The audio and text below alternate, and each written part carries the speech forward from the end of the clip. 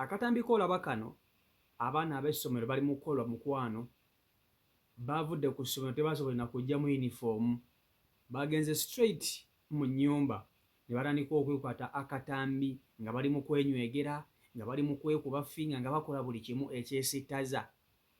Kakati ono gw'olaba ku mabbali ye maama azaala omulenzi, wabula nga Kadaama ali ku kyeyo e Saudi Arabia. Yabadde ali awo nga bamusindikira akatambi ka mutabani we ng'ali ku mwana w'abandi ow'obuwala, ali mu kwerigomba, ali mu kunywegera, akwatirira, apimpina. Kadaama ono kyamubuuseeko okulaba ng'omwana we Abubeeka ali ku mwana w'abandi ow'essomero, beekutte ka vidiyo bali mu kwekola ebintu eby'ekikulu.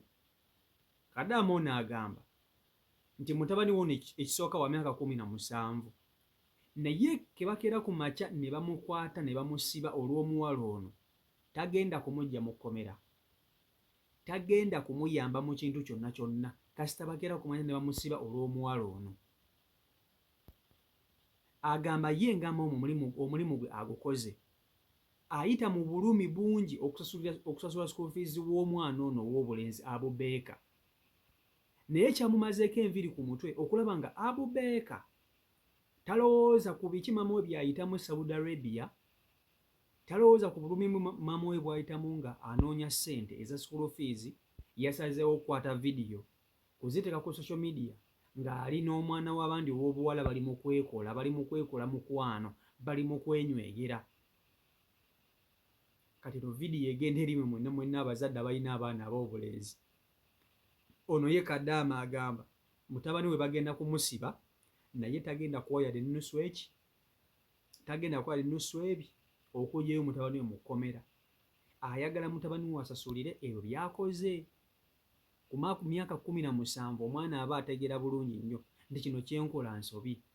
Mwe abaana ab'essomero mwekwata mutya akatambi nga muli mu kwepimpina, nga mulina mu yunifoomu ne mukateeka ku social media. N'essaawa zino bakyakwata obutambi ne babupositinga. Kati Kadaama agambye Abubeeka mutabani wange, nze naawe ebibyo byebyo bikomye. Omulimu gwange nga maama ngukoze, kati ate kitegeeza gwe totegeera. Kansoke nkutuuseeko akatambi ka Kadaama ono omwewulireko ng'ayogera ku mutabani we, olabe n'akatambi k'abaana bano ebintu bye badde bakola ebyesittaza. Vidiyo nkusaba ogimpereka like, etambule tuka ku buli muntu vidiyo yiyo.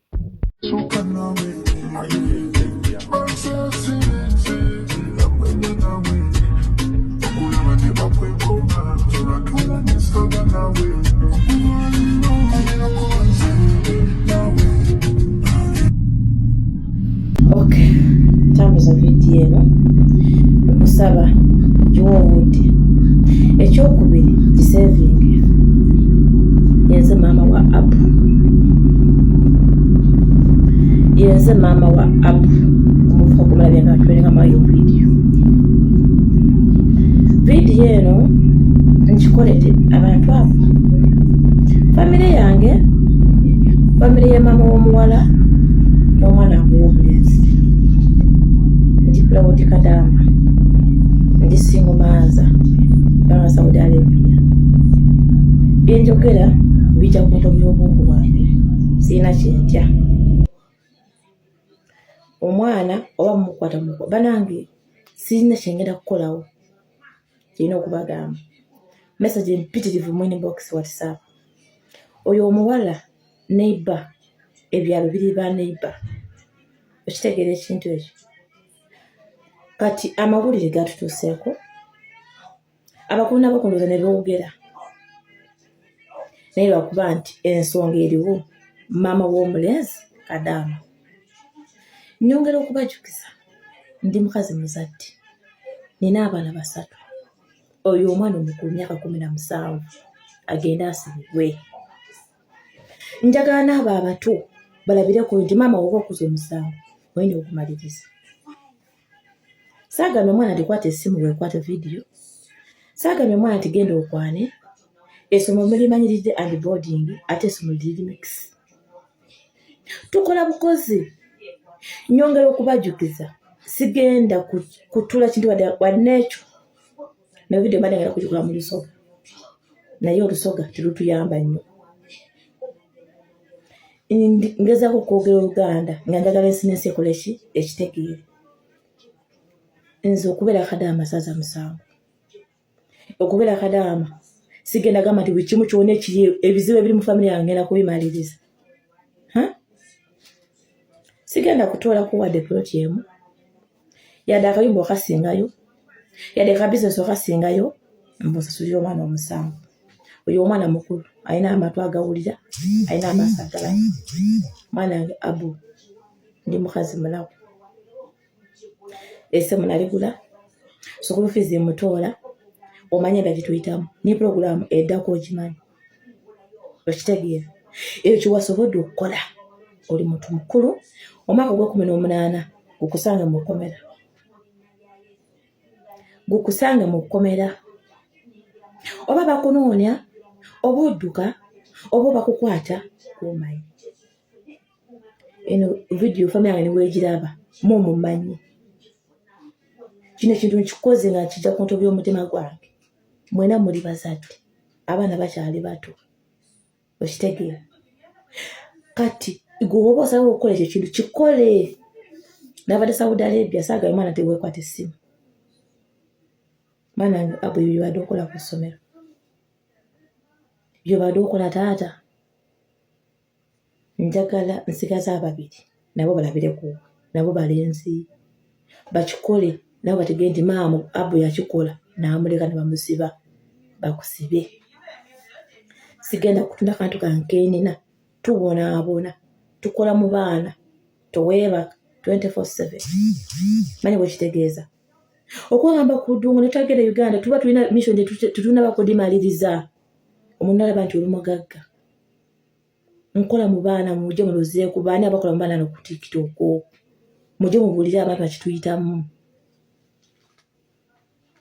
Amazzi gaffe ne gampitamu naye sina kyakukola. Obujulizi ge buli nakati akyateekayo vidiyo omutaginzeemu mwebale naye nyongera okubajjukiza sigenda kutoola wadde emitwalo 10 sigenda kuzitoola.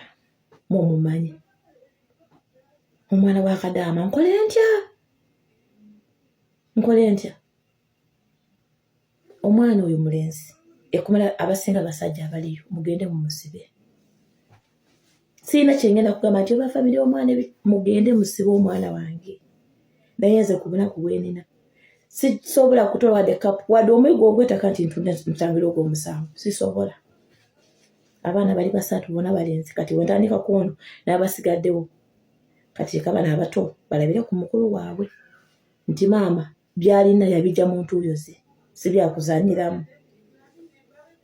Omwana yalina famire ye saamuzala zekka famire y'omusajja erabe ekyokukola naye nze lisensi waabwe sisobola kutangira ogw'omusanvu. Mumanyi sente ze batugambye muzimanyi na video mugisevinge tulinde ekigenda mu maaso. Abu kumanyi omusoga agamba nti mba nkuzaala okuse gw'omanyi mukwano egwange ngukoze musomye muli happy mulya munwa mwambala byenkozeeko mu birabi ebisigaddewo byama tengenze.